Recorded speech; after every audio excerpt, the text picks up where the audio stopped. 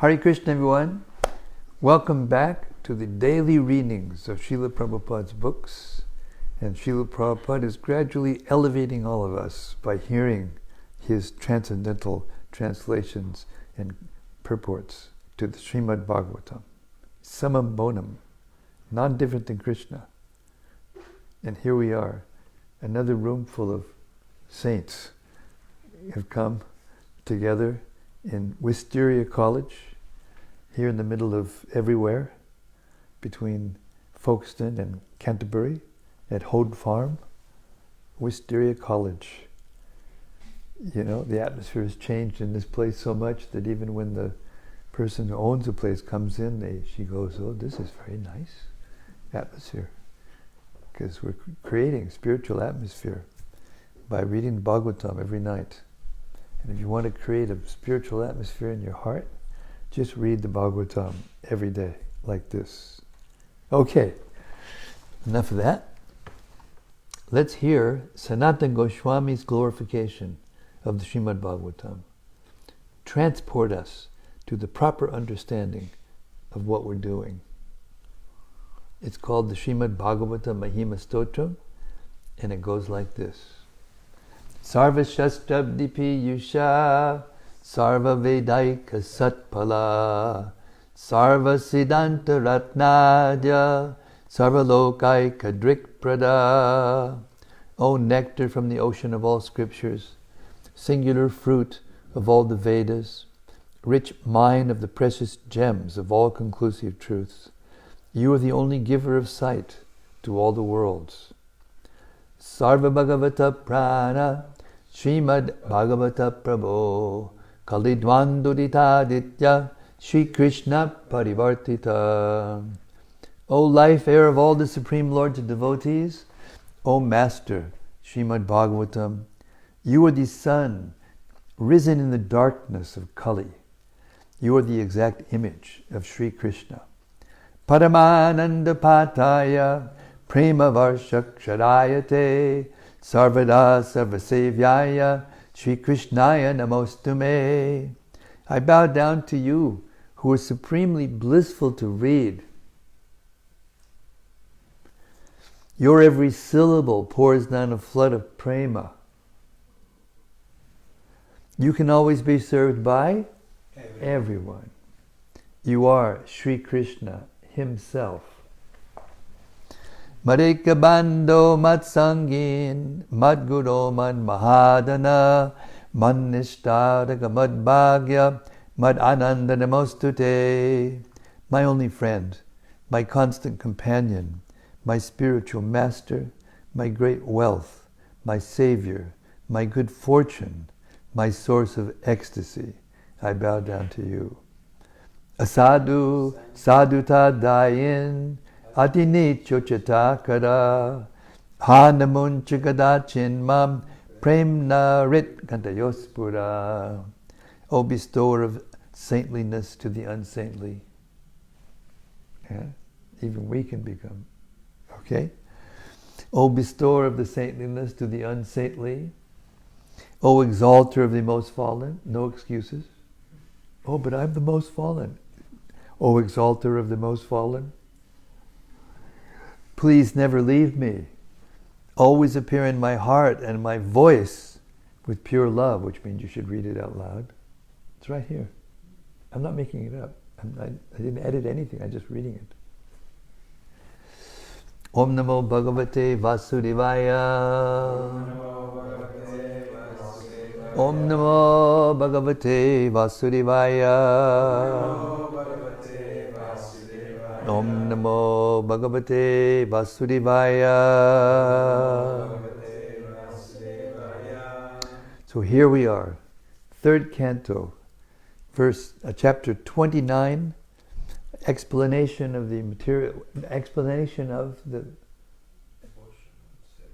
devotional service. And it's interesting that within this explanation of devotional service, he gets into the divisions of human society. That's where we are now. We're beginning at text 29, Actually, I'm going to read 28 because I kind of cut us off in the middle of a thought. You know, what he's doing now is he's explaining the hierarchy of living beings. Beginning with text 28. Living entities are superior to inanimate objects,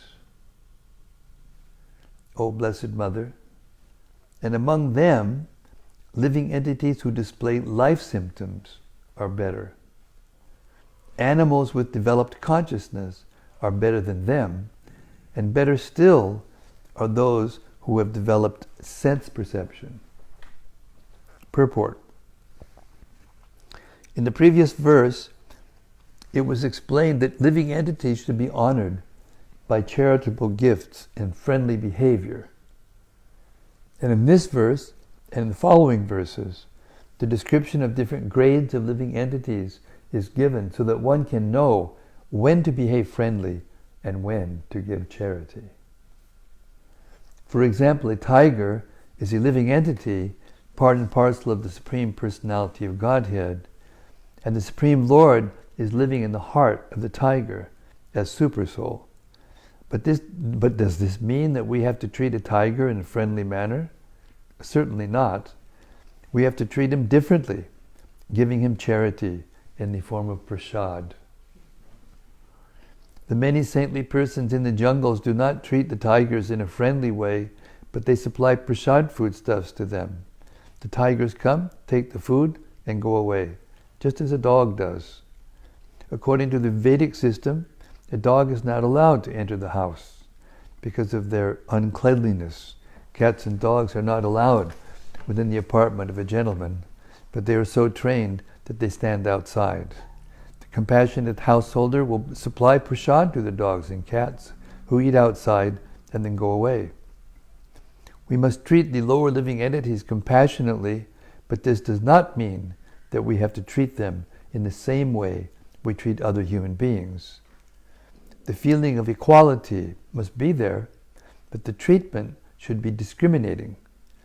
Just how discrimination should be maintained is given in the following 6 verses concerning the different grades of living conditions. The first division is made between dead stone-like matter and the living organism. A living organism is sometimes manifested even in stone. Experience shows that some hills and mountains grow. This is due to the presence of the soul within that stone. Above that, the next manifestation of the living condition is development of consciousness, and the next manifestation is the development of sense perception.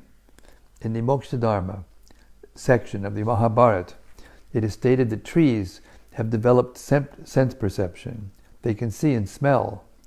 We know by experience that trees can see. Sometimes in its growth, a large tree changes its course of development to avoid some hindrances. This means that a tree can see, and according to Mahabharata, a tree can also smell. This indicates the development of sense perception. Text 29. Among the living entities who have developed sense perception, those who have developed the sense of taste are better than those who have developed only the sense of touch. Better than them are those who have developed the sense of smell, and better still are those who have developed the sense of hearing. Purport. Although Westerners accept that Darwin first expounded the doctrine of evolution, the science of anthropology is not new. The development of the evolutionary process was known long before from the Bhagavatam, which was written 5,000 years ago. There are records of the statements of Kapila Muni, who was present almost in the beginning of the creation.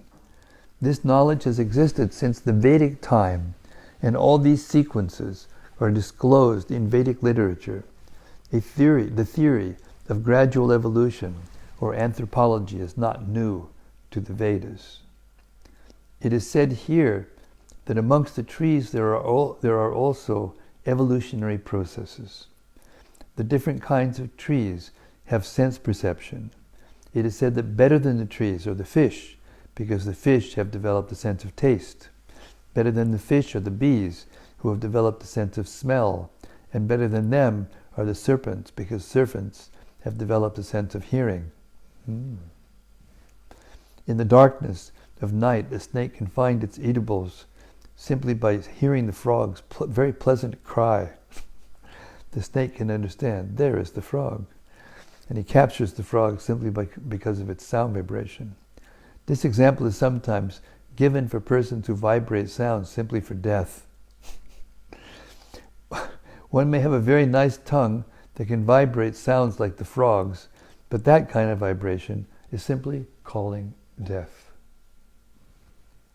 The best use of the tongue and the sound vibration is to chant Hare Krishna, Krishna Krishna, Hare Hare, Hare Rama, Rama Rama, Hare Hare. Text 30. Better than those living entities. There was one sentence missing. Really? Yeah.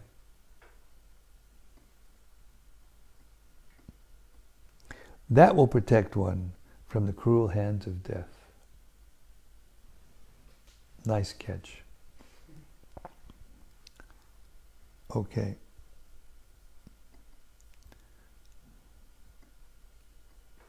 Text 30. Better than those living entities who can perceive sound are those who can distinguish between one form and another. Better than them are those who have developed upper and lower sets of teeth. And better still are those who have many legs. Better than them are the quadrupeds, and better still are the human beings. Purport. Don't get puffed up now. There's still a long way to go. Purport. It is said that certain birds, such as crows, can distinguish one form from another. Living entities that have many legs, like wasp, are better than plants and grasses, which have no legs. Four-legged animals are better than the many-legged living entities, and better than the animals is the human being who has only 2 legs. Text 31. Among human beings, the society which is divided according to quality and work is the best. And in that society, the intelligent men, who were designated as Brahmanas, are best. Among the Brahmanas, one who has studied the Vedas is the best. And among the Brahmanas who have studied the Vedas, one who knows the actual purport of the Vedas is the best. Purport. The system of 4 classifications in human society according to quality of work is very scientific.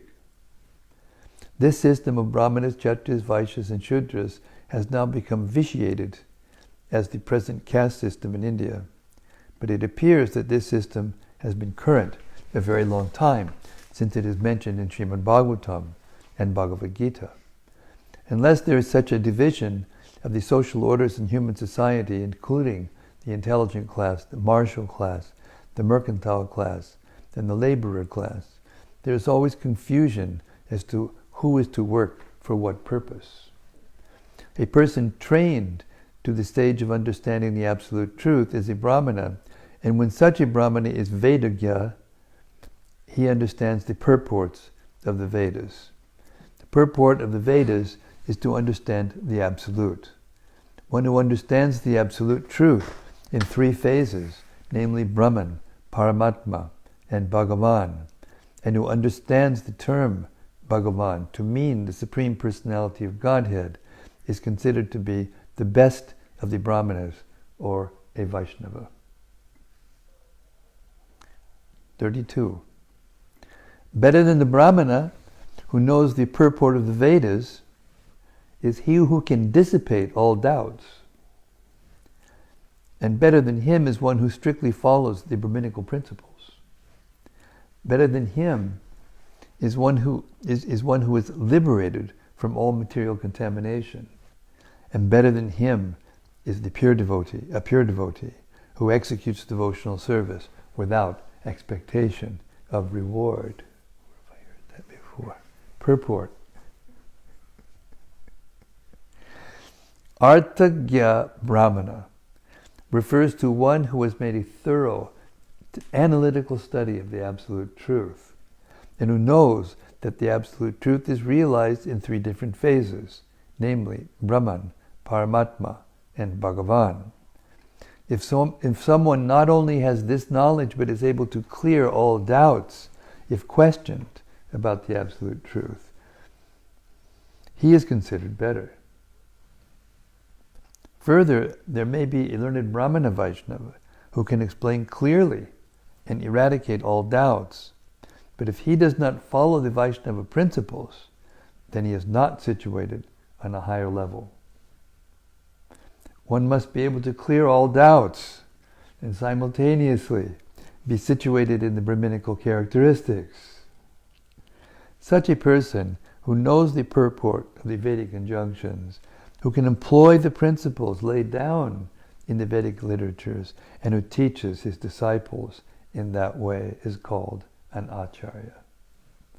The position of an acharya is that he executes devotional service with no desire for elevation to a higher position in life. The highest perfectional Brahmana is a Vaishnava who knows the science of the Absolute Truth but is not able to preach such knowledge to others, is described as being in the lower stage. And one who not only understands the principles of the science of God, but can also preach, is in the second stage. And one who not only can preach, but who also sees everything in the Absolute Truth, and the Absolute Truth in everything, is in the highest class of Vaishnavas. It is mentioned here that a Vaishnava is already a Brahmana. In fact, the highest stage of Brahminical perfection is reached when one becomes a Vaishnava. Text 33. Therefore, I do not find a greater person than he who has no interest outside of mine, and who therefore engages and dedicates all his activities and all his life, everything, unto me, without cessation. Purport. In this verse, the word samadarsanat means that one no longer has any separate interest. The devotee's interest and the Supreme Personality of God's interest are one. For example, Lord Chaitanya, in the role of a devotee, also preached the same philosophy. He preached that Krishna is the worshipful Lord, the Supreme Personality of Godhead, and that the interest of his pure devotees is the same as his own. Sometimes Mayavadi philosophers, due to a poor fund of knowledge, define the word samadarsanat to mean that a devotee should see himself as one with the Supreme Personality of Godhead. This is foolishness. When one thinks himself one with the Supreme Personality of Godhead, there is no question of serving him. When there is service, there must be a master. Three things must be present for there to be service: the master, the servant, and the service. Here it is clearly stated that he who has dedicated his life, all his activities, his mind and his soul, everything, for the satisfaction of the Supreme Lord, is considered to be the greatest person. Could someone bring me that little red thing? And if it doesn't have anything in it, put something in it. Wait a second, I have it over here. Just bring the red thing. Got the thing over here. Thank you. And maybe some water also? Yes.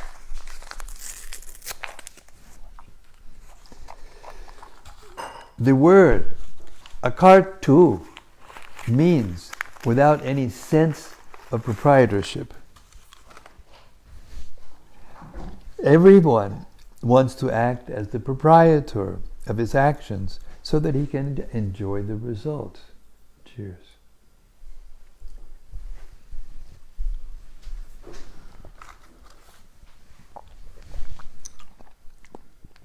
These purports are crystal clear, aren't they?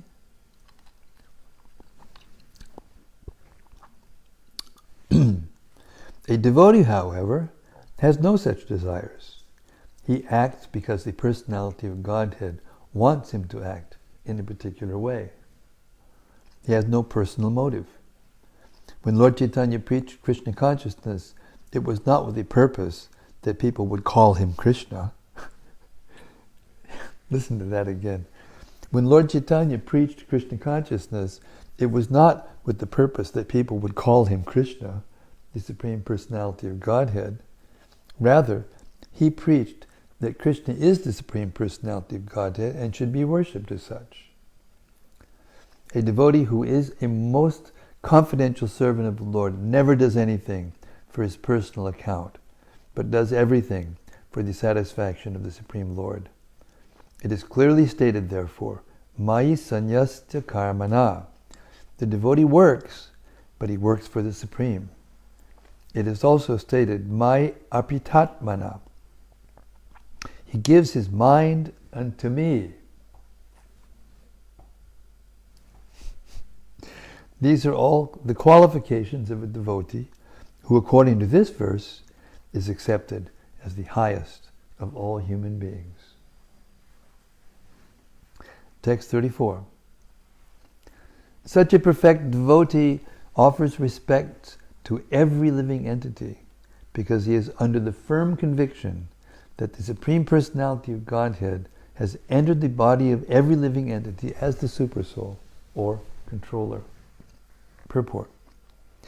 A perfect devotee, as described above, does not make the mistake of thinking that because the Supreme Personality of Godhead as Paramatma has entered into the body of every living entity has become the Supreme Personality of Godhead. This is foolishness. Suppose a person enters into a room, that does not mean that the room has become that person. Similarly, that the Supreme Lord has entered into each of the 8,400,000 particular types of material bodies does not mean that each of these bodies has become the Supreme Lord. Because the Supreme Lord is present, however, a pure devotee accepts each body as the temple of the Lord. And since the devotee offers respect to such temples in full knowledge, he gives respect to every living entity in relationship with the Lord. Mayavadi philosophers wrongly think that because the Supreme Person has entered the body of a poor man, the Supreme Lord has become Daridra Narayana, or poor Narayana. These are all blasphemous statements of atheists and non-devotees. Text 35. My dear mother, O daughter of Manu, a devotee who applies the science of devotional service and mystic yoga in this way can achieve the abode of the Supreme Person simply by that devotional service. Purport. Herein, the Supreme Personality of Godhead, Kapila Dev, perfectly explains that the mystic yoga system, consisting of 8 different kinds of yoga activities, has to be performed with the aim of coming to the perfectional stage of Bhakti Yoga. It is not acceptable for one to be satisfied simply by practicing the sitting postures and thinking himself complete. By meditation, one must attain the stage of devotional service. As previously, what did I do? Well, it's okay for you. It's okay for you, but I just pushed the thing in the wrong place. Now I'm somewhere else. 35. Halfway through the first paragraph. When by meditation? Aspirated the sky. Next sentence. Oh.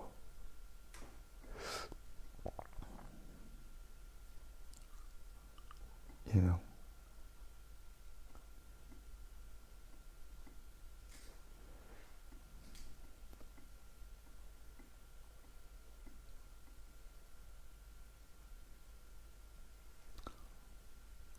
Anyone who practices? previously described, a yogi. See, I went to another place. Text 35. I'm in text 35. First paragraph.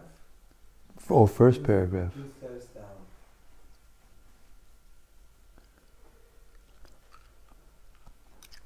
Here it is clearly described. As previously described. Huh? Up a little? As previously... Thank you. You should come around more often. You know? Keep me straightened out. See? Krishna's giving you some destiny. I'm going to read just a little bit before that. It is not acceptable for one to be satisfied simply by practicing the sitting postures and thinking himself complete.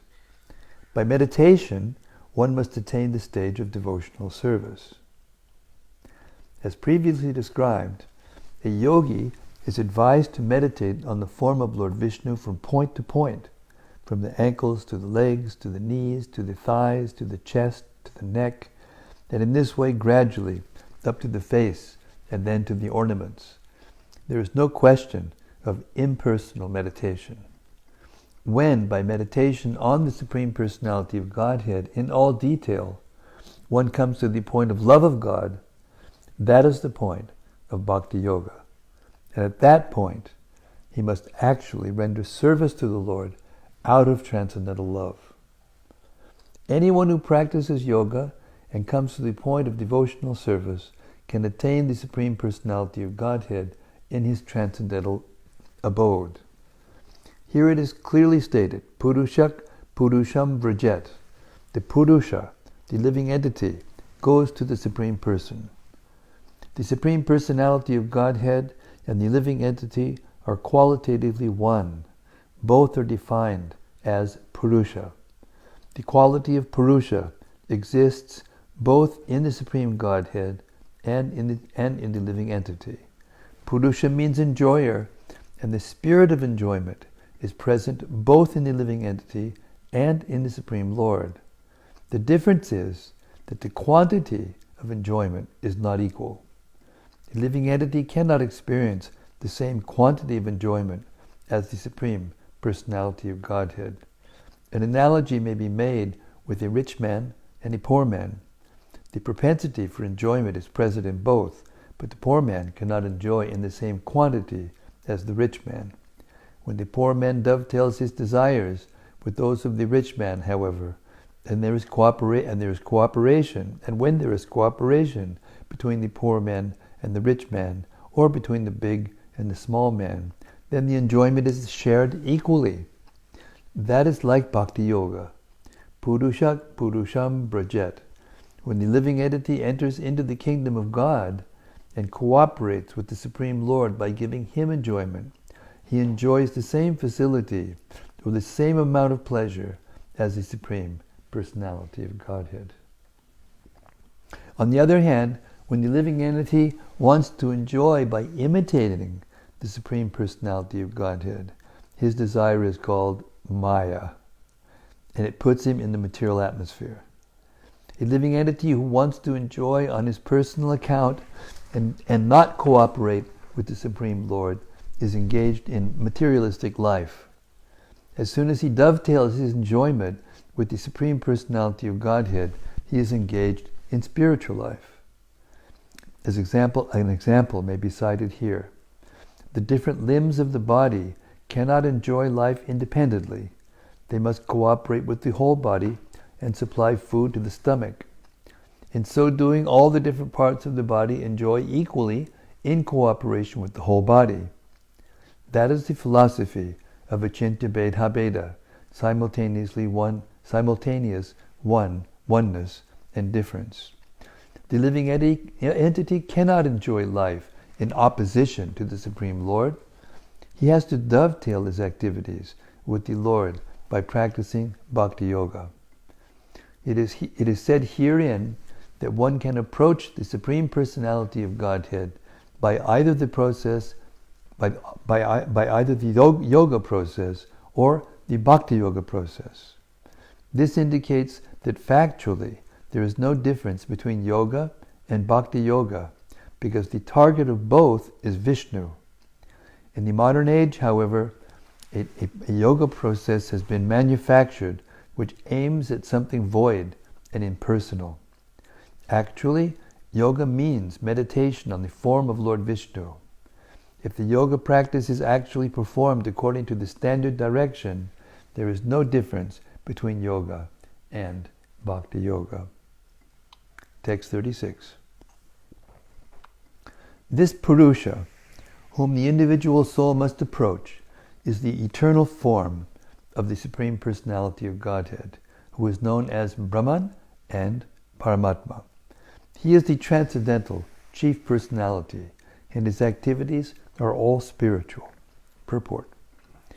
In order to distinguish the personality whom the individual soul must approach, it is described herein, that this Purusha, the Supreme Personality of Godhead, is the chief amongst all living entities, and is the ultimate form of the impersonal Brahman effulgence and Paramatma manifestation.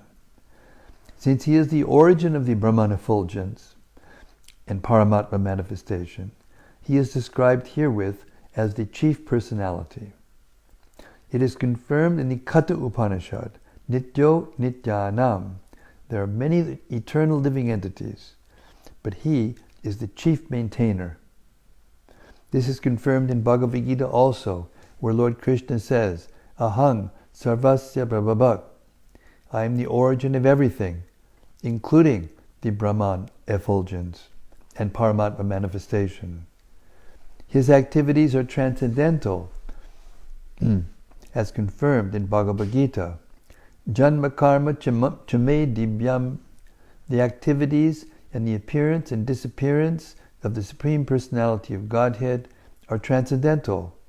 They are not to be considered material. Anyone who knows this fact, that the appearance, disappearance, and activities of the Lord are beyond material activities or material conception, is liberated. Yo viti tatpataha chaktudeham punarjanma. Such a person, after quitting his body, does not come back again to this material world, but goes to the Supreme Person. It is confirmed here, Purusham Brajet. The living entity goes to the Supreme Personality simply by understanding his transcendental nature and activities. Text 37. The time factor, who causes the transformation of the various material manifestations, is another feature of the Supreme Personality of Godhead.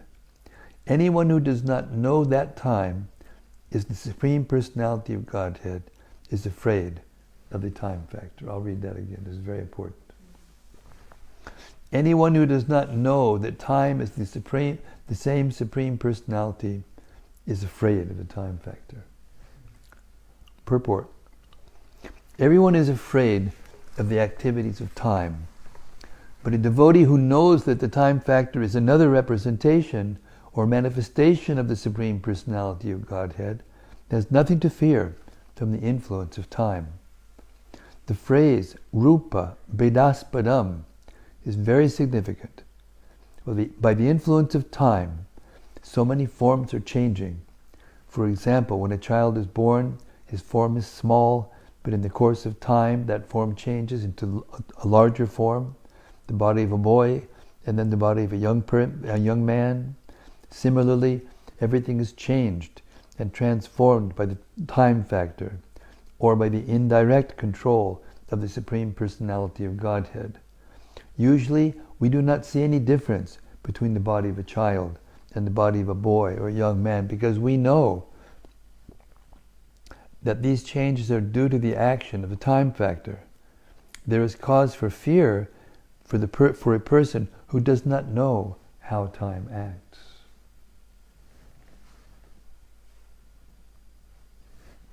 Text 38. Lord Vishnu, the Supreme Personality of Godhead, who is the enjoyer of all sacrifices, is the time factor and the master of all masters. He enters everyone's heart.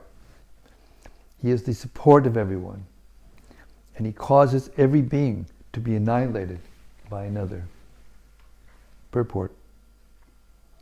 Lord Vishnu, the Supreme Personality of Godhead, is clearly described in this passage. He is the supreme enjoyer, and all others are working as his servants. As stated in the Chaitanya Charitamrita, Ekale Ishvara Krishna, the only Supreme Lord is Vishnu. Ara Sabhavritya, all others are his servants. Lord Brahma, Lord Shiva, and other demigods are all servants. The same Vishnu enters everyone's heart as the Paramatma, and he causes the annihilation of every being through another being. Text 39. No one is dear to the Supreme Personality of Godhead, nor is anyone his enemy or friend, but he gives inspiration to those who have not forgotten him and destroys those who have. Purport. Forgetfulness of one's relationship with Lord Vishnu, the Supreme Personality of Godhead, is the cause of one's repeated birth and death. A living entity is as eternal as the Supreme Lord, but due to his forgetfulness, he is put into this material nature and transmigrates from one body to another. And when the body is destroyed, he thinks that he is also destroyed. Actually, this forgetfulness of his relationship with Lord Vishnu is the cause of his destruction. Anyone who revives his consciousness of the original relationship receives inspiration from the Lord. This does not mean that the Lord is someone's enemy and someone else's friend. He helps everyone. One who is not bewildered by the influence of material energy is saved, and one who is bewildered is destroyed. It is said, therefore, Harim vina na mritim taranti. No one can be saved from the repetition of birth and death without the help of the Supreme Lord. It is therefore the duty of all living entities to take shelter of the lotus feet of Vishnu and thus save themselves from the cycle of birth and death. Text 40. Out of fear of the Supreme Personality of Godhead, the wind blows. Out of fear of him, the sun shines. Out of fear of him, the rain pours forth showers. And out of fear of him, the host of heavenly bodies shed their luster. Purport. The Lord states in Bhagavad Gita, Maya Gyakshena Prakriti Suyate. Nature is working under my direction. The foolish person thinks that nature is working automatically, but such an atheistic theory is not supported in the Vedic literature. Nature is working under the superintendence of the Supreme Personality of Godhead. That is confirmed in Bhagavad Gita, and we also find here that the sun shines under the direction of the Lord, and the cloud pours forth showers of rain under the direction of the Lord. All natural phenomena are under superintendence of the Supreme Personality of Godhead. Text 41. Out of fear of the Supreme Personality of Godhead, the trees, creepers, herbs, and seasonal plants and flowers blossom and fructify, each in its own season. Purport. As the sun rises and sets, and the seasonal changes ensue at their appointed times by the superintendence of the Supreme Personality of Godhead, so the seasonal plants, flowers, herbs, and trees all grow under the direction of the Supreme Lord. It is not that plants grow automatically, without any cause, as the atheistic philosophers say. Rather, they grow in pursuance of the Supreme Order, the Supreme Personality of Godhead. It is confirmed in the Vedic literature that the Lord's diverse energies are working so nicely that it appears that everything is being done automatically. Text 42.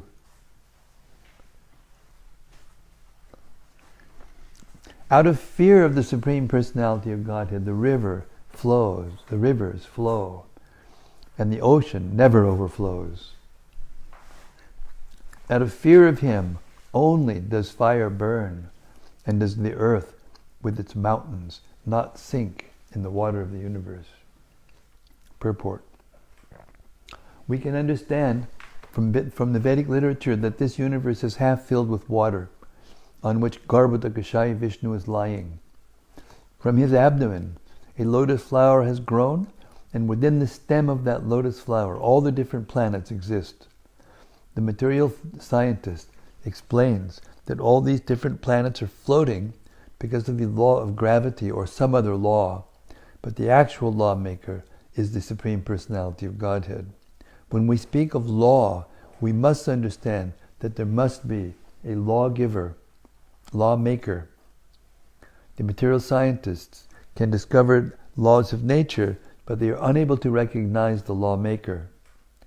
From Srimad-Bhagavatam and Bhagavad Gita, we can know who the lawmaker is.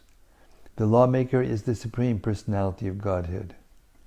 It is said here that the planets do not sink, since they are floating under the order or energy of the Supreme Personality of Godhead. They do not fall down into the water which covers half the universe. All the planets are heavy with the various mountains, seas, oceans, cities, palaces, and buildings, and that they are floating. And yet they are floating. It is understood from this passage that all the planets that are floating in the air have oceans and mountains similar to those on this planet. Text 43. Subject to control of the Supreme Personality of Godhead, the sky allows outer space to accommodate all the various planets, which hold innumerable living entities. The total universe, the total universal body expands with its 7 coverings under his supreme control. Purport. It is understood from this verse that all the planets in outer space are floating, and they all hold living entities. The word Shwashatam means those who breathe, or the living entities. In order to accommodate them, there are innumerable planets. Every planet is a residence for innumerable living entities, and the necessary space is provided in the sky by the supreme order of the Lord. It is also stated here that the total universal body is increasing. It is covered by 7 layers, and as there are 5 elements within the universe, so the total elements in layers cover the outside of the universal body. The first layer is of earth, and it is 10 times greater in size than the space within the universe. The second layer is water, and that is 10 times greater than the earthly layer. The third covering is fire, which is 10 times greater than the water covering. In this way, each layer is 10 times greater than the previous one. Text 44. Out of fear of the Supreme Personality of Godhead, the directing demigods in charge of the modes of material nature carry out the functions of creation, maintenance, and destruction. Everything animate and inanimate within this material world is under their control. Purport. The 3 modes of material nature, namely goodness, passion, and ignorance, are under the control of the 3 deities, Brahma, Vishnu, and Lord Shiva. Lord Vishnu is in charge of the mode of goodness, Lord Brahma is in charge of the mode of passion, and Lord Shiva is in charge of the mode of ignorance. Similarly, there are many other demigods in charge of the air department, the water department, the cloud department, etc. Just as the government has many different departments, so within this material world, the government of the Supreme Lord has many departments, and all these departments function in proper order out of fear of the Supreme Personality of Godhead. Demigods are undoubtedly controlling all matter, animate and inanimate, within the universe, but above them, the Supreme Controller is the Personality of Godhead. Therefore, in the Brahma Samhita it is said, Ishvara Paramak Krishna. Undoubtedly, there are many controllers in the departmental management of this universe, but the Supreme Controller is Krishna. There are 2 kinds of disillusions. One kind of dissolution takes place when Brahma goes to sleep during his night, and the final dissolution takes place when Brahma dies. As long as Brahma does not die, creation, maintenance, and destruction are actuated by different demigods under the superintendence of the Supreme Lord. Text 45. The eternal time factor has no beginning and no end. It is the representative of the Supreme Personality of Godhead, the maker of the criminal world. It brings about the end of the phenomenal world. It carries on the work of creation by bringing one individual into existence from another. And likewise, it dissolves the universe by destroying even the Lord of Death, Yamaraj. Purport. By the influence of eternal time, which is a representative of the Supreme Personality of Godhead, the Father begets a Son, and the Father dies by the influence of cruel death. But by time's influence, even the Lord of cruel death is killed. In other words, all the demigods within the material world are temporary, like ourselves. Our lives last for 100 years at the most. And similarly, although their lives may last for millions and billions of years, the demigods are not eternal. No one can live within this material world eternally. The phenomenal world is created, maintained, and destroyed by the finger signal of the Supreme Personality of Godhead. Therefore, a devotee does not desire anything in this material world. A devotee desires only to serve the Supreme Personality of Godhead. This servitude exists eternally. The Lord exists eternally. His servitor exists eternally. And the service exists eternally.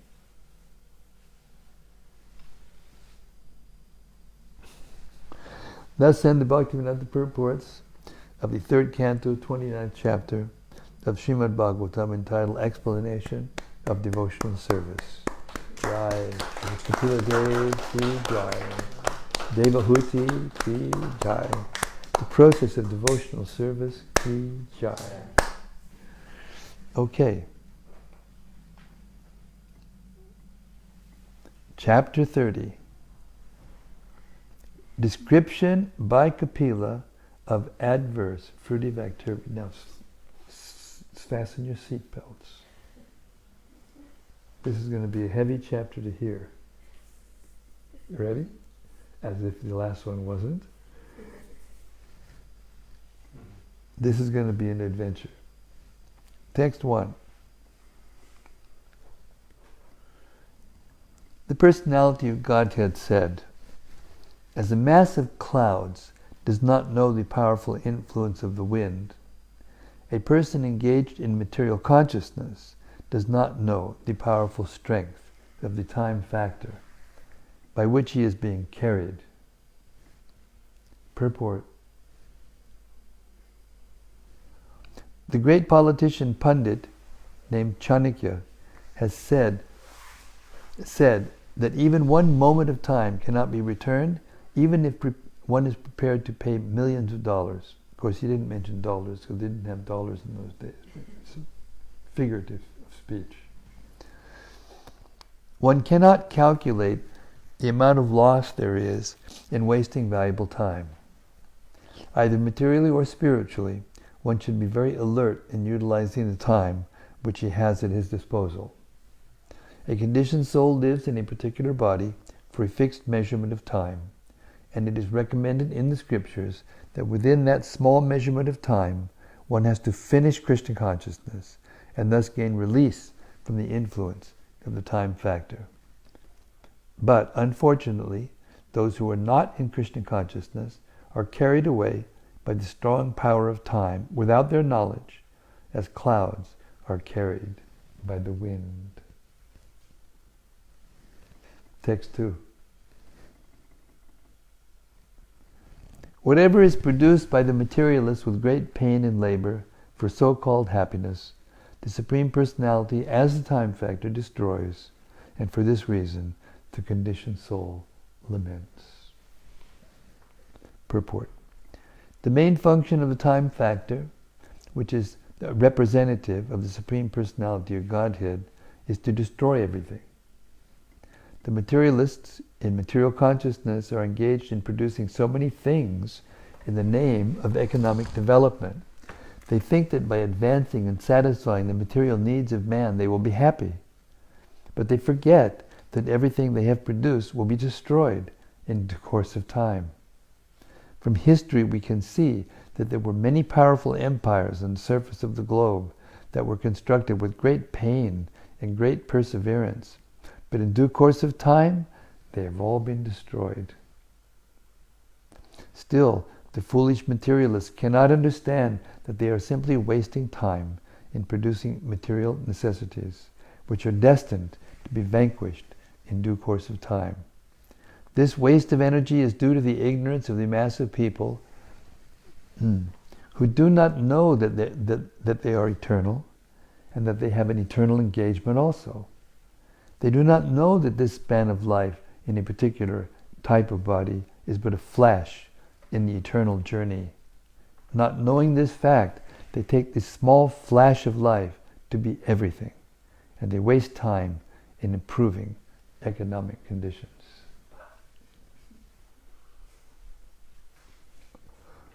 Text 3. The misguided materialist does not know that his very body is impermanent and that the attractions of home, land, and wealth, which are in relationship to the body, that body, are also temporary. Out of ignorance only, he thinks that everything is permanent. Purport. The materialist thinks that persons engaged in Krishna consciousness are crazy fellows. Here we are. Welcome to the madhouse. Welcome to the loony bin.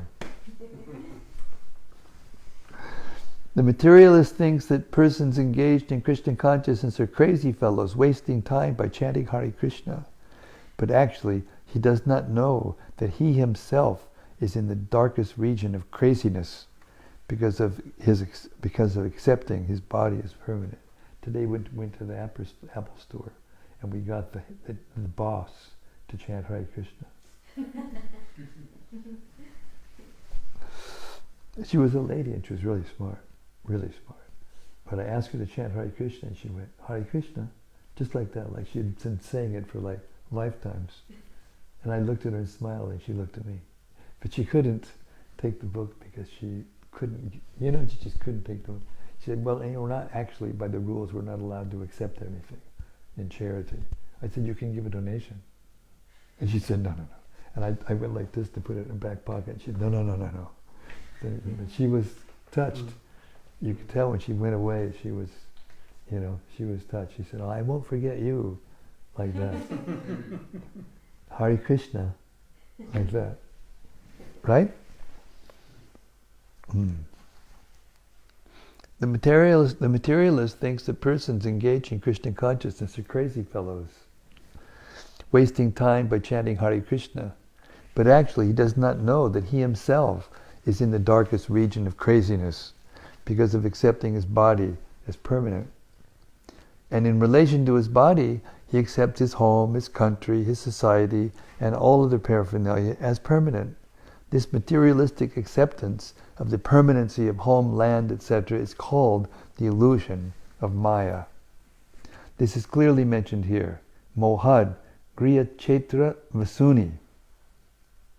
Out of illusion only, does the materialist accept his home, his land, and his money as permanent. Out of this illusion, the family life, national life, and economic development, which are very important factors in modern civilization, have grown. A Krishna conscious person knows that this economic development of human society is but temporary illusion.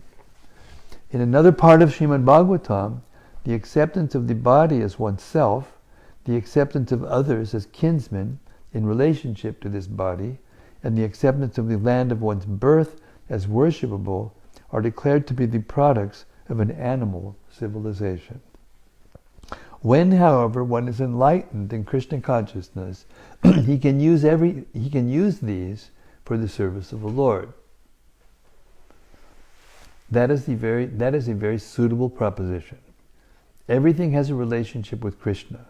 When all economic development and material advancement are utilized to advance the cause of Krishna consciousness, a new phase of progressive life arises. The living entity, in whatever species of life he appears, finds a particular type of satisfaction in that species, and he is never averse to being situated in such a condition. Purport. The satisfaction of the living entity in a particular type of body, even if it is most abominable, is called illusion. A man in a higher position may feel dissatisfaction with the standard of life of a lower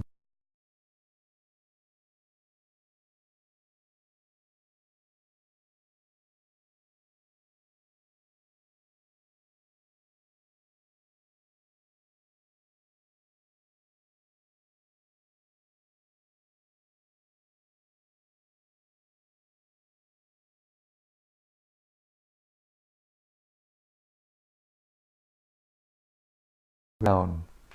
In any condition of life, the materialistic person or animal will be satisfied because his knowledge is covered by the influence of Maya. In the lower grade or lower species of life, the development of consciousness is so poor that one cannot understand whether he is happy or distressed. This is called avaranatmika. Even a hog who lives by eating stool finds himself happy, although a person in a higher mode of life sees that the hog is eating stool. How abominable that life is. Text 5. The conditioned living entity is satisfied in his own particular species of life. While deluded by the covering influence of the illusory energy, he feels little inclined to cast off his body, even when in hell, for he takes delight in hellish enjoyment.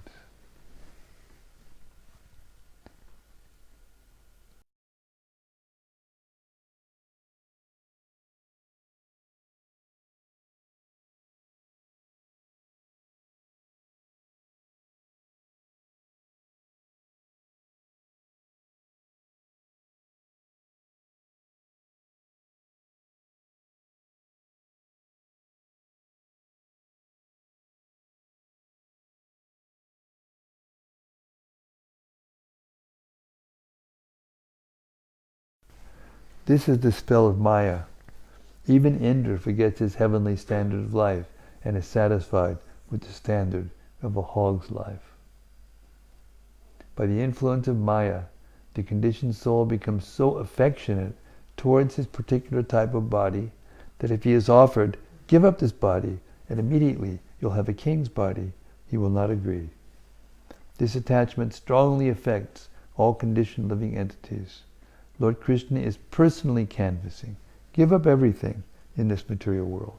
Come to me, and I shall give you all protection. But we are not agreeable. We think, we are all quite right. We are quite all right. Why should we surrender into Krishna and go back to his kingdom? This is called illusion, or Maya. Everyone is satisfied with his standard of living, however abominable it may be. I was doing books today and this guy said to me, I don't need that, Yeah. I don't need that. Such confidence, he said, Yes. Yes. I'm happy. This pure example of this, Yeah. suffering like hell, Yeah. I don't need that. Yes. Leave me Draw alone. a rope to, Yes. saving rope and Yes. don't want it. Exactly.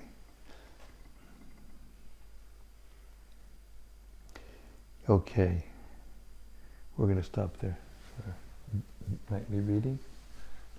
Pretty intense, but sweet at the same time. And liberating.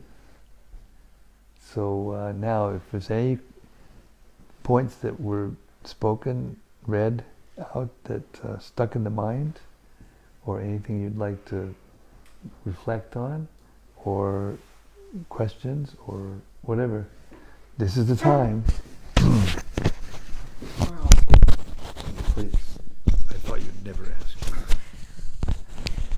in 329, I think it was 329, 29 and 34, there was talk about things being done through fear of the Godhead. And I guess that I expected the message to come that things were done out of love.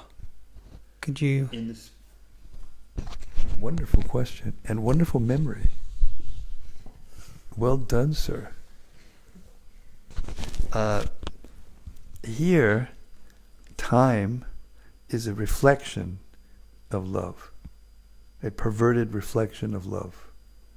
When Krishna reflects time and living entities and his own form in a perverted way reflects into the material nature, then everything's there, but it's all backwards. Like when you look in the mirror and you see a form that looks like you, but you touch it and you can't feel anything. Mm-hmm. And, if you raise your right arm, the left arm raises in the mirror. Everything's turned backwards. And if you step away from the mirror, the form goes away. So it looks like you, it's a reflection. That's the principle of reflection. So the material world is a reflection of the spiritual world. Mm-hmm. In the spiritual world, what moves the forms and causes everything to move and everything to go on is love. Pure love for the Lord and for each other. And here, it's reflected into time, and time forces the living entity.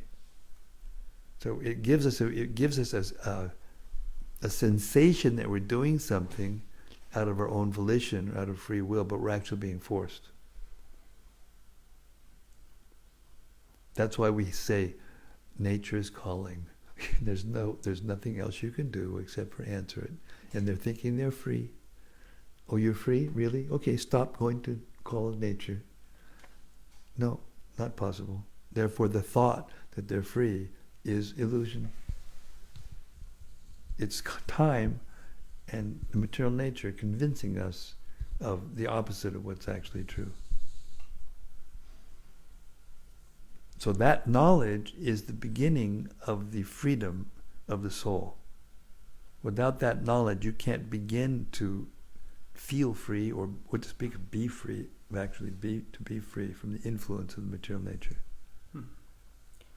I think it spoke specifically about fruit being produced. I'm sure, if I understood it correctly, being produced out of fear for the Godhead. Yes. Same answer. Okay. It is the reflection. It is the influence of God. Mm-hmm. But that love becomes fear. Okay. Reflected. Mm-hmm. Perverted. Mm-hmm. What's up is what's down. Okay. What's high is what's low. Here, sex is not. It's abominable, actually. In the spiritual world, it is the most elevated activity. That's why we will only be satisfied if we go back to the spiritual world. And it's Krishna's kindness that he creates this material world like he does, and therefore it says, out of fear of the personality of Godhead, because it's his actual will, it's actually his energy, it's his, personal will that this is going on. But not to hurt us, but to make us to wake up. It's a reformatory prison for reclaiming, for what's the word? Reforming.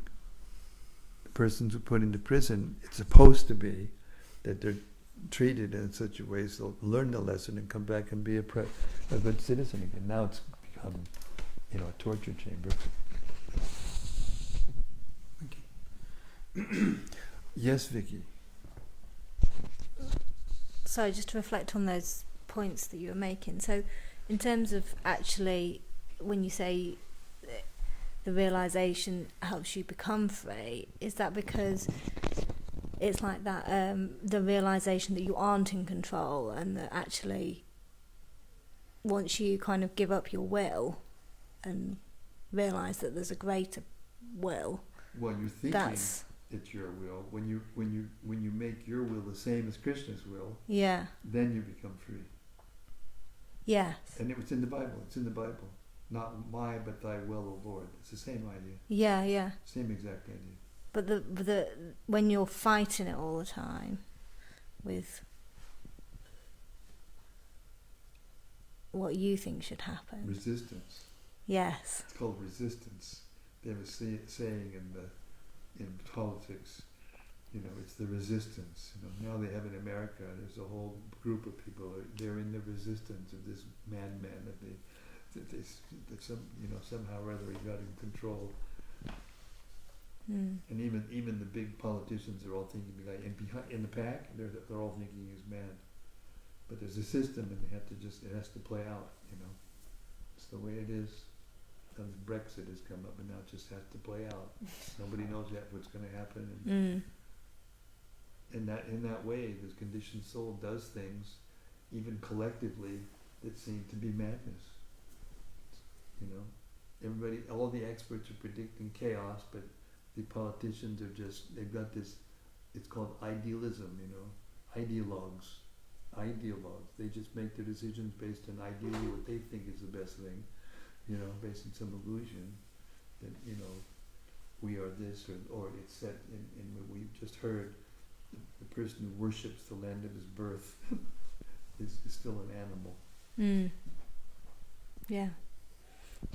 I find, one thing I find confusing is kind of the relationship between Krishna and Vishnu, and how that works. Yes, Vishnu this is a very good question, thank you.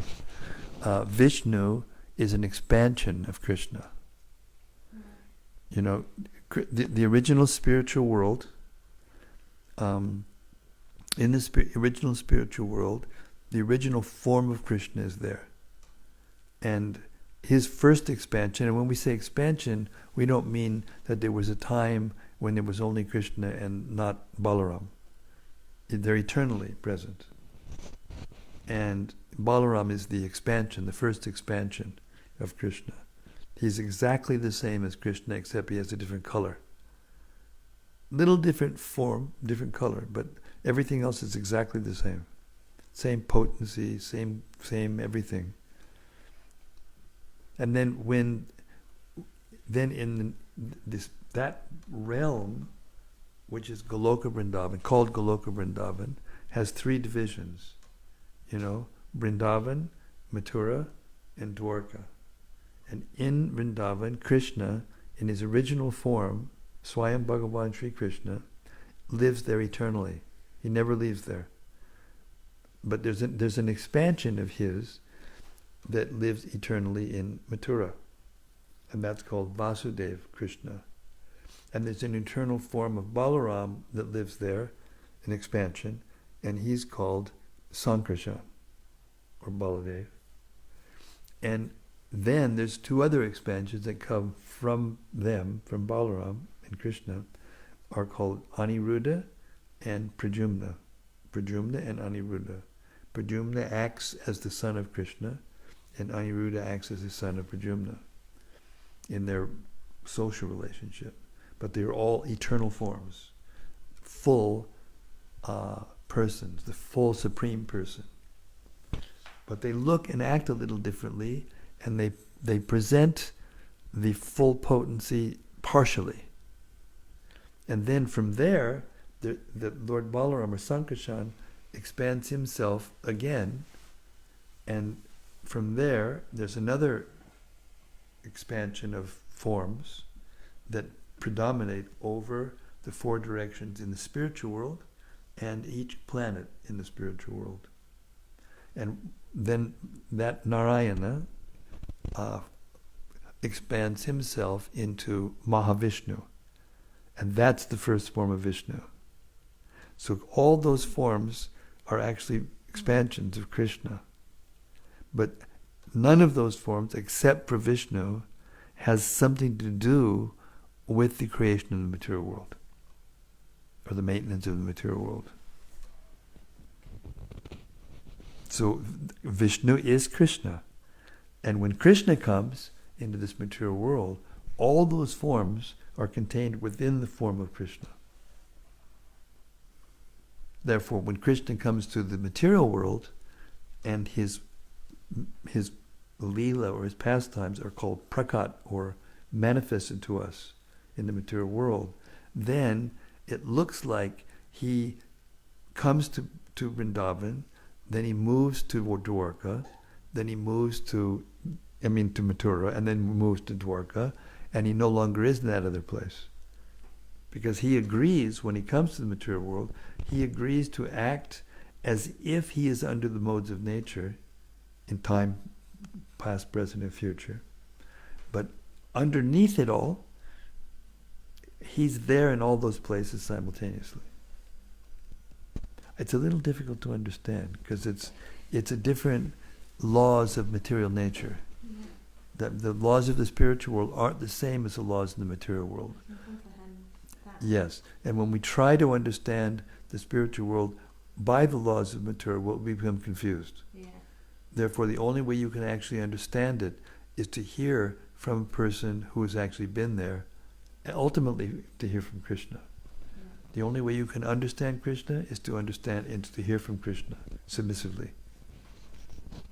Just like if you're in school and you're always distracted and looking out the window and doodling and thinking about the things you're going to do when you get out of class, and you're not really attentive, then you can't, get the grade. You can't learn properly. You can't, be an elevated student.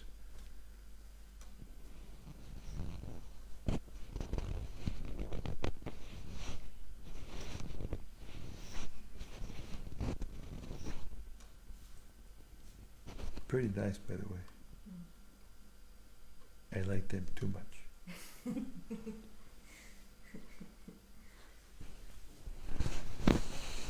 Yes, Dr. Matt's got something over there on this screen. Krishna Katha Das has a reflection. Krishna Katha Das, please reflect away. He says, when you were reading those verses about fear of God, I was reflecting on how the Bible says the fear of God is the beginning of wisdom. Yes. Yes, the Bible is true. I mean, it's been perverted a little, over time by politicians and other persons. That's the difference between the Vedas and the other scriptures of the world. Because the Vedas have the original Sanskrit that Prabhupada puts in his books, and that's why he puts the original Devanagari of Sanskrit in these verses. And they're the same. In every book that's ever been printed of the Gita, the Devanagari is exactly the same. We actually have the literal words of God. We have the literal words of the incarnation, literary incarnation of God. That's the difference. Now, persons translate that into different languages differently according to their degrees of understanding. But a person who's transparent, who comes in the line of authority directly from the original person to us, they can translate in a way that the meaning is clear and it doesn't change the meaning. And it's very rare now to find that level of authority. Very, very rare. So yes, there are similarities in some of the things that you read in the Bhagavatam. Prabhupada used to describe the Bhagavatam and the Gita to be, or the Vedas, to be like, in comparison to a pocket dictionary, which is the Bible, to a full, dictionary of whatever, research library dictionary, which had 10, 12 volumes or something like that. And so every word that's in the pocket dictionary is in the table dictionary, or the research dictionary. But not every word that's in the research dictionary is in the pocket dictionary. It's the same language. Meanings are the same of the words, but one is vastly more in quantity. So there's that difference, and there's also the lack of distortion if you hear from the proper source. So I don't remember in chapter 26 when Kapila Dev was explaining the creation of the universe, and he was describing the different aspects or the different parts that form the universe. when it came to intelligence, in the original function of intelligence, the first function is doubt. The first function of intelligence is doubt. If something comes in front of you and you don't doubt it in the beginning, then you're not exhibiting intelligence. So that feature of intelligence is meant to discriminate and cause you to not select something that won't be good for you, or that's not completely true. And then as long as you're using your intelligence in that way to discriminate, then it's productive, it's constructive, the doubt. Like we use the term constructive criticism. But when you come to a source of actual knowledge, and when you hear and your intelligence is satisfied, and then you wait, and then you inquire again, and the answer is still satisfied. And in other words, when you get, a source of knowledge that's real and is answering your questions properly and giving you the truth, then if you still doubt, that's called in the Bible the doubting Thomas. That person cannot have happiness in this life or the next life. Agyas cha sharadanas cha. Agyash means ignorance, or doubting, faithlessness. Agyas cha sharadanas cha. Sangshanam English. Nayam loko, in any world. Nayam loko stinapada, in this life or the next life. Nasukam sangshayamana. You cannot have happiness. It's full of doubt, always. So we need to use the doubt not to accept things blindly, but to analyze and accept things actually. And then when we do that, then our intelligence, our spiritual intelligence becomes satisfied, and then we can go forward.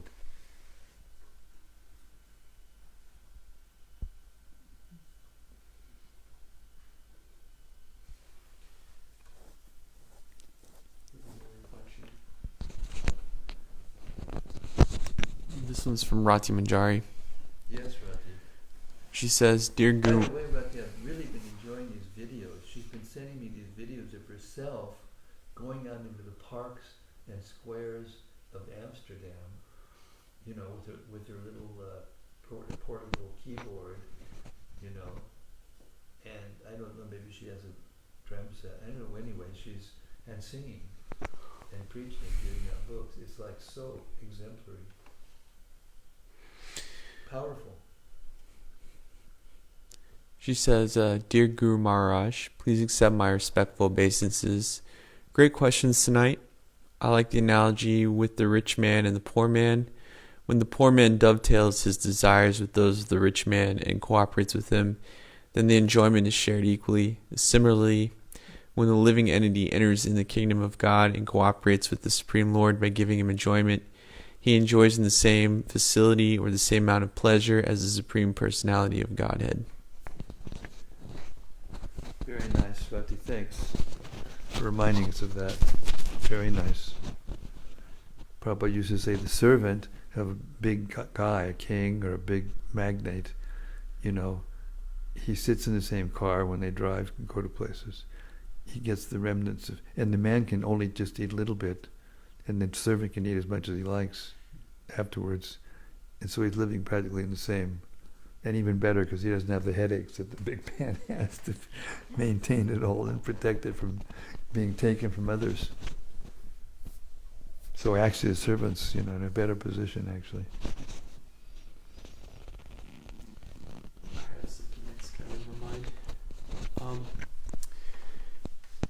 I can't remember what morning it was, but we were listening to Gopi Puranadana Prabhu, and he said that religions that refer to the fear of God is like cheap religion. And I think he was actually referencing that verse, and those were his words specifically. Because whenever we hear about the pastimes of Krishna, Krishna is always appearing in forms that please his devotees. So I'm a little confused on, fear of Krishna in that sense. Well, it's like fear is a lower feeling. fear is an inferior feeling. The animal may do what you like, but it's not a joyful feeling. You see, you go like this to an animal, and they go, they get a look at their face, and even the cows, when you just, sometimes you tease them, so they're going to come and eat something they shouldn't, or eat a tree or something. They go like this, and they go, or a dog, he does something wrong, and he looks at you and he goes, oh, sorry, he's realizing he's doing something wrong, and he's afraid of the master because the master is going to punish or whatever. So it's a lower feeling, But at the same time, the dog, it's got good qualities, loyalty, and the dog will what's the word?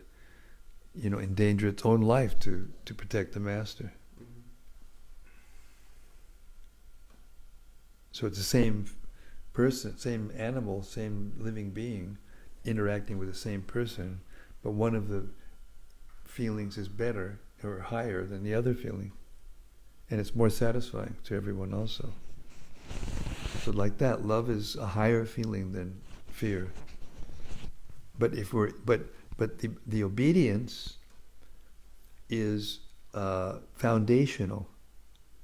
You can't actually develop real love unless you're obedient first. It's like a respectful. Yeah, it's loyalty, it's respect, it's that builds on that principle. Then real affection can build. In the Vedic system, this is another example. In the Vedic system, the marriages are arranged, and they're arranged by the parents, and they're based on. It's not completely arranged. It's not that the girl has to accept. In the original Vedic culture, the girl has to accept. The girl doesn't just have to, is forced to accept it. That's going on now in the name of, that's a perverted reflection. That's also out of fear. But in the Vedic culture, the parents would search for a good husband and a good wife for the son or daughter, and then they would have an astrological thing, and there would be a discussion. And even sometimes the boy and girl would understand it, the talk's going on, and they haven't even seen each other yet, and then there's some, based on whether or not they're compatible astrologically, then there will be an opportunity for them to either meet or know who the other person is, and then they get an opportunity to choose. It wasn't forced. But generally speaking, when it's done like that, out of duty or out of attraction, but natural attraction, they agree and they get together and they get married. But then when they serve each other, in other words, it's not just because they like each other sexually and then have sex and it feels good, so therefore they get together and get married. And then after some time the sex wears off, or one party doesn't like the other one, the way they do things, so they divorce and go to another one.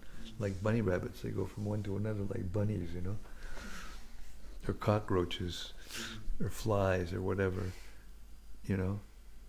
So it's inferior, but it's part of the same thing. First there's obedience, and then there's attraction, and there's affection. There was a couple. Well, there was a man, very, very big man. His name was K.N. Modi, and Modi is one of the Modi family in India is one of the top 5 in the whole country. That's big. I mean, just to give you an idea of who he is, this guy bought Firestone Tire cash. I mean, you go down to the store and you buy a loaf of bread cash. He bought Firestone Tire cash. I mean, that's huge. So he bought a property, just, a few properties next to us on the Prikrama Marg, Govardhan, and he did it purposely because he'd been all over the world. He was very rich, very powerful, and pious. So he was looking for the highest place. And he went to all the different places in Egypt and Peru and this place and that place, and he concluded that Govardhan was the highest on his own, he concluded. So he purchased the property and then he built an ashram and a place for him to stay, and bought some more property in the back and planted trees so he could walk through go over down and chant Hare Krishna or whatever.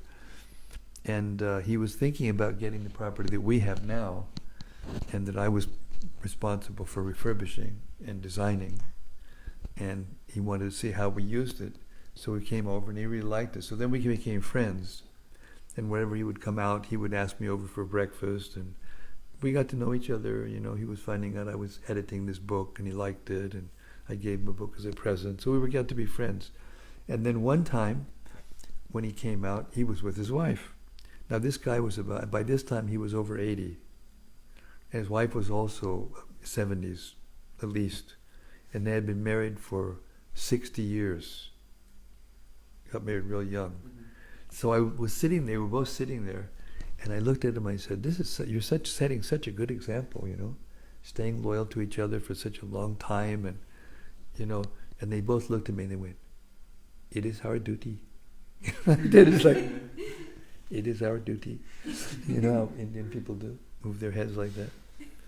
And you could literally see that the real love comes from service, from serving one another over a long time. Then it actually becomes real, rather than just some,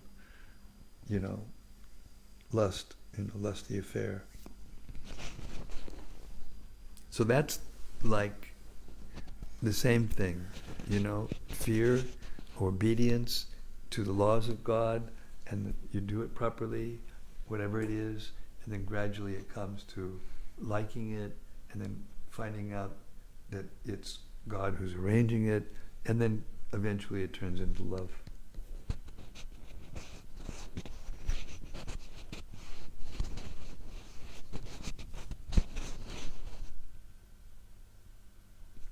Hare Krishna. Hare Krishna. Hare Krishna. Okay, I don't have a watch on. I just gave it away. I gave it back to the shop. What time is it? 7:55. 7:55. I will stop here because I got to get ready to go tomorrow, and time's calling. Time is moving me on, like it does all of us. It was really lovely, really lovely. Hope you all are here tomorrow night. I hope so. Anyway. Grand finale. Huh? Grand finale. Grand finale. Okay, thank you very much, everyone.